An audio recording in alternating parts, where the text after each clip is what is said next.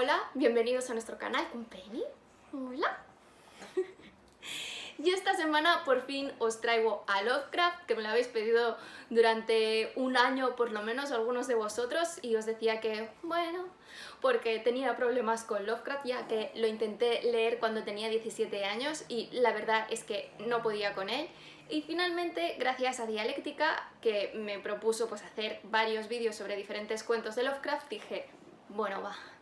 voy a hacerlo, tengo que darle otra oportunidad a Lovecraft más de una década después. Y no se me ocurrió otra cosa que comprármelos encima en inglés. Pero es que claro, en inglés ya no tienen derechos y me costaron todos los relatos 51 céntimos y es un ofertón, o sea, no lo podía dejar pasar. Vamos a empezar por el caso de Charles Dexter Ward, que es una novela corta de horror de H.P. Lovecraft que escribió entre 1926 y 1927, pero no se publicó hasta después de su muerte en 1941, y que inicialmente se publicó de forma serial en la revista Weird Tales, que es donde solía publicar, y después como una única obra en 1943. La edición actual de Alianza tiene unas 208 páginas. Es uno de los relatos más largos de Lovecraft, ya que normalmente tienen muchas menos páginas. Lovecraft tuvo una infancia muy difícil y una vida también muy difícil y problemas de autoestima, y de hecho ni siquiera intentó publicar esta novela porque cuando estaba vivo no le gustaba, llegó a la conclusión de que no era lo que él quería hacer, y eso a pesar de que después ha sido una de las más valoradas por los especialistas.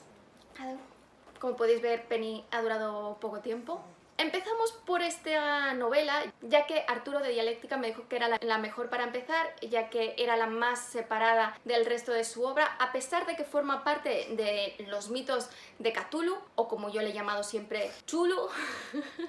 Es la más diferente, ya que no se centra en el horror cósmico y en la fragilidad del ser humano o nihilismo cósmico que gobierna las otras obras de este conjunto. Hay que tener en cuenta, porque es importante para este relato, que los dos padres de Lovecraft acabaron encerrados en un psiquiátrico y murieron allí. Él murió de cáncer, pero está claro que, como os he dicho, que tenía problemas de autoestima y además era una persona abiertamente racista, en el sentido de que él se reconocía y se identificaba como racista, y que tenía un claro miedo a lo que era diferente a él y que lo veía como un enemigo, y eso es algo que infecta a toda su obra. En concreto, esta novela se sitúa en 1928 en Providence, Rhode Island, que es el lugar donde nació Lovecraft, y lo inspiró una casa de su ciudad que quedaba cerca de la suya para escribir la novela, ya que en esa casa habían pasado muchas cosas feas,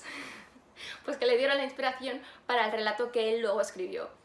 Tengo que avisaros que Lovecraft tiene una forma de escribir muy compleja y difícil que puede desalentar fácilmente a muchos lectores, sobre todo los que empiezan por esos cuentos que son más difíciles de leer, ya que la tentación siempre es empezar por En las montañas de la locura o por La llamada de Cthulhu, y lo mejor es empezar por otras novelas. La mejor parece ser que es esta, por lo que yo os recomiendo empezar por algo más fácil, porque si no lo vais a odiar enseguida, como me pasó a mí en su momento. Y esta es la más fácil porque como no necesitas conocer todo su cosmos para que te guste la novela, es más fácil de entender, pero hay que ir leyendo los párrafos, ir tirando hacia atrás para poder conectar todos los puntos, y es especialmente difícil de leer en inglés, como he hecho yo, porque no lo sabía. Parece ser que las traducciones en castellano, como ya se tenía un conocimiento de toda la obra, facilitan mucho más la comprensión, como no sucede en inglés, porque evidentemente son los originales de Lovecraft y él iba escribiendo y no sabía lo que iba a escribir después, por lo que no se pueden hacer estas conexiones y facilitar la vida al lector.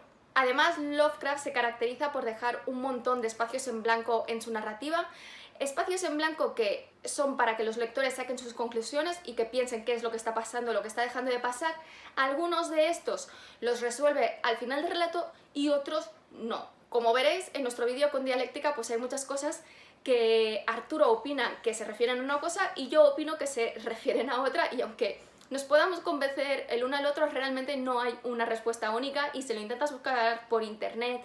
o en foros a ver qué dice la gente tampoco se pone de acuerdo porque no hay una respuesta definitiva. Y aunque esto parece que podría echar atrás, yo creo que es una de las cosas que más valor tienen del relato, ya que te obligan a utilizar tu imaginación y a sacar tus conclusiones. No es una lectura fácil de que leas y te lo den todo comido, que también son obras disfrutables, por supuesto, yo leo este tipo de obras, pero en el caso de las obras de Lovecraft esto no sucede y es uno de sus puntos fuertes. Esta novela tiene además una narrativa circular, ya que al terminar la narración de todos los hechos, entiendes lo que ves al principio. Por decirlo de algún modo, termina donde empieza y terminas entendiéndolo todo o todo lo que te dice Lovecraft más las conclusiones que tú sacas. Y creo que es un tipo de escritura muy original, porque tienes que saber lo que estás haciendo para hacerlo bien, y este realmente está bien hecho, por lo que de verdad que os lo recomiendo, incluso para aquellos que nos guste Lovecraft. Creo que es una novela que os puede gustar si os gustan las novelas de esta época, de 1920, 1930, evidentemente si no leéis libros muy viejos, sí que os va a dar problemas si no estáis acostumbrados, porque es más difícil de lo normal. La novela, de hecho, se presenta como una novela de investigación, un thriller, ya que se inicia con la desaparición del joven de 26 años Charles Dexter Ward, que estaba en un asilo mental en el que se le había recluido después de un largo periodo de locura, durante el cual mostró un comportamiento súper extraño, ya que empezó a hablar con un acento anticuado de un par de siglos atrás y era incapaz de recordar su propia vida o los eventos más modernos o contemporáneos a él mismo, por lo que parecía que tenía una doble personalidad y estaba en tratamiento por eso. Recordad que los padres de Lovecraft estuvieron los dos encerrados en un asilo y murieron allí, por lo que para mí está claro que el hecho de que Charles esté encerrado en un asilo es un reflejo también de su vida y es algo que lo tuvo que marcar necesariamente, porque dos padres terminan en un asilo en diferentes momentos de tu vida es algo que necesariamente te tiene que marcar. Al entrar en la celda la encuentran llena de polvo y el médico amigo de la familia, Willett, que es verdaderamente el protagonista y no Charles Dexter Ward, ya que el título realmente no es descriptivo de lo que luego es la novela. Willett rememora los acontecimientos de los últimos años para intentar encontrar el punto en el que Charles se volvió loco, ya que desde pequeño tenía un comportamiento excéntrico y solitario que lo diferenciaba de los demás niños, teniendo un especial interés por la arquitectura y la historia, que le hacía vivir en su mundo burbuja, pero que eso no quiere decir que estuviese loco. De hecho, él lo examinó desde pequeño y siempre supo que él no estaba loco. El resto de los médicos creen que se volvió loco años atrás, o sea, cuando estaba terminando el instituto, antes de ir a la universidad, que no llegó a ir. Pero Willett, que había estado examinando a Charles desde que empezó a obsesionarse con la historia más allá de lo que ya le gustaba, a órdenes de su padre,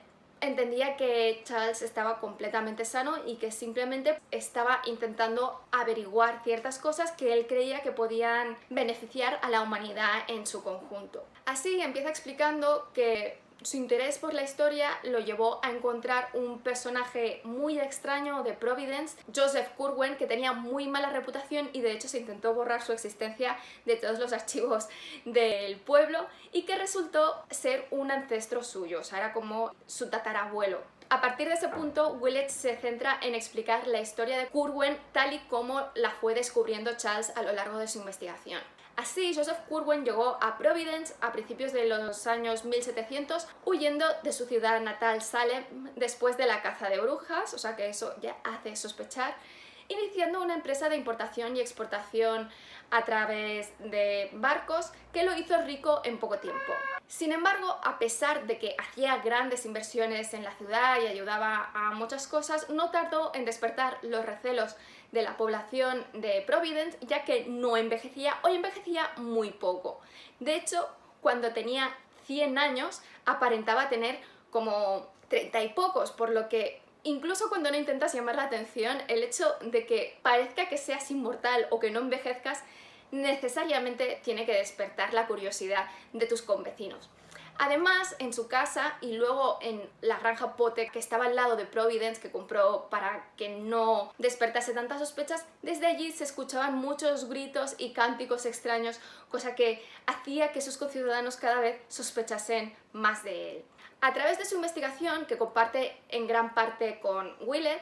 Charles descubre que Curwen era un alquimista y se interesaba por el ocultismo, por lo que empieza a adquirir libros sobre este tema para comprender mejor a su antepasado, porque creía que Curwen se había quedado a mitad de una investigación que podía ser muy importante para la humanidad.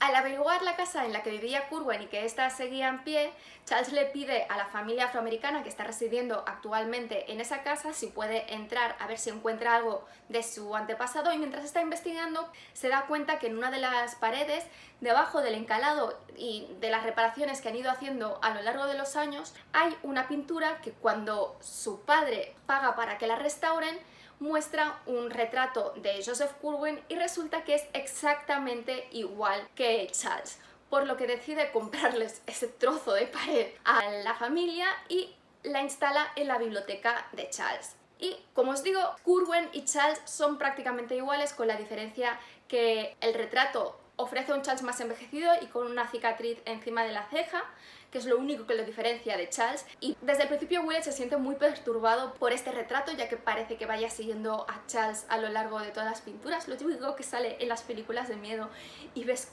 que el cuadro parece que te está siguiendo al personaje, y de hecho normalmente el personaje lo verbaliza, pues esta situación. Además, detrás del encalado encuentran diferentes documentos que pertenecieron a Curwen, y dentro de estos documentos destacan mucho una carta que va dirigida a su descendiente, o sea que parece que va dirigida directamente a Charles, y además allí hay diferentes cartas que se intercambiaba con otros dos amigos suyos de la ciudad de Salem que también tuvieron que huir, Solomon y Huntington, en el que intercambian información sobre algo muy extraño que denominan sales y cómo manipularlas y cómo hacer que aparezcan cosas, por decirlo de algún modo. A medida que Charles va descubriendo cosas, cada vez se obsesiona más. Willett